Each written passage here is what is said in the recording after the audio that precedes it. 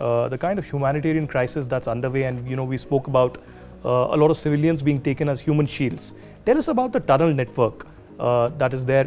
I remember in November 2022, I was in Israel, and the IDF took me to one of the tunnels right at the Gaza border, which was being used to smuggle in ammunition and send in terrorists. Quite similar to what we see here in the Jammu border as well. But these tunnels are very finely designed, very permanent, and good structures. It has been made by engineers and people who are very educated. So how big is this tunnel network, and how do they utilize this? First of all, I just wanted to mention one thing, Aditya.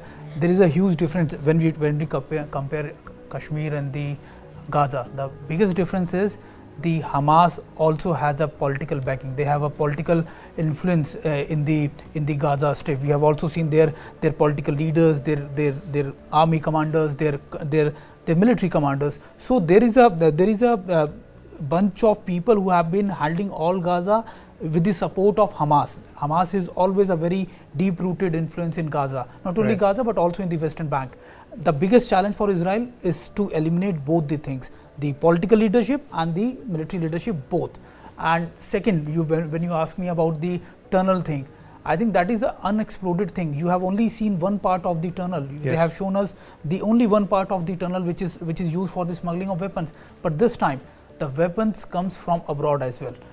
When I speak to the IDF commanders, I had done an interview with the several commanders. I asked them very specifically, how do the Hamas get all these capabilities? Are you not aware of this? Are you failed in this? So they have mentioned me one thing very, very good about this, that Aditya, that around 70 to 80% arms and ammunition production units are in Gaza, which is maintained by the Hamas. But rest of the 20% they have received from many countries. They have mentioned North Korea, they have mentioned Iran also. So these are the ammunitions, arms and ammunitions which have been received by the Hamas from very long period. Although it's very clear, they also accept this point that yes, their intelligence got failed. They got intelligence from the Egypt as well, but they are not able to analyze and implement all those intelligence input on ground. So that is the main challenge right now with the IDF and the intelligence agencies of Israel.